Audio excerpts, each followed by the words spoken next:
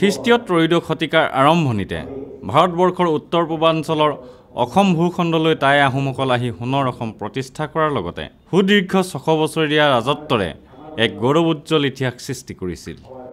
তাৰোপৰি অসমৰ খিলঞ্জীয়া জাতি জনগোষ্ঠীক একতাৰ এনাজৰীৰে বান্ধি বৰ অসমৰ ভেটি গঢ়িছিল।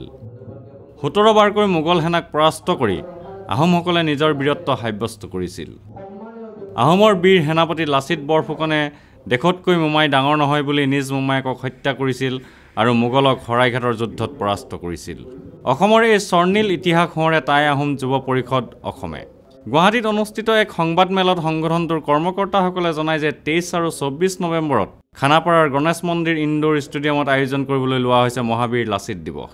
সেই অনুষ্ঠানতে টাই আহোম যুৱ পৰিষদ অসমে প্ৰদান কৰিব মহাবীৰ লাচিত বঁটা। এই বঁটা এইবাৰ লাভ কৰিছে অসমৰ প্ৰাক্তন ৰাজ্যপাল SK সিনহাই। বঁটাটিত থাকিব এটা পাগুৰি, এখন প্ৰশস্তি পত্ৰ, এখন হেংদাং আৰু 50,000 টকা। এই বিষয়ে সংগঠনটোৰ সভাপতি শ্ৰী দিলীপ গগৈয়ে কয়, বঁটাটো আমি লেফটেনেণ্ট জেনেৰেল SK সিনহা প্ৰাক্তন অসমৰ ৰাজ্যপাল তেখেতক দিয়া ব্যৱস্থা কৰিছোঁ।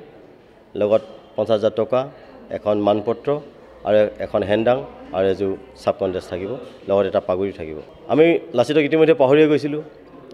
সেইজন গভৰ্ণৰে আহি অসমত লাচিতক বিভিন্ন লাচিতৰ ওপৰত কিতাপ লিখিছে, আমাৰ শৰাইঘাটৰ ৰণৰ ওপৰত কিতাপ লিখিছে আৰু তেখেতে পুনে NDAত ফাৰ্ষ্ট যিজন কেডাৰ, সেই কেডাৰক লাচিত বঁটা দিয়া ব্যৱস্থা কৰিছিলে।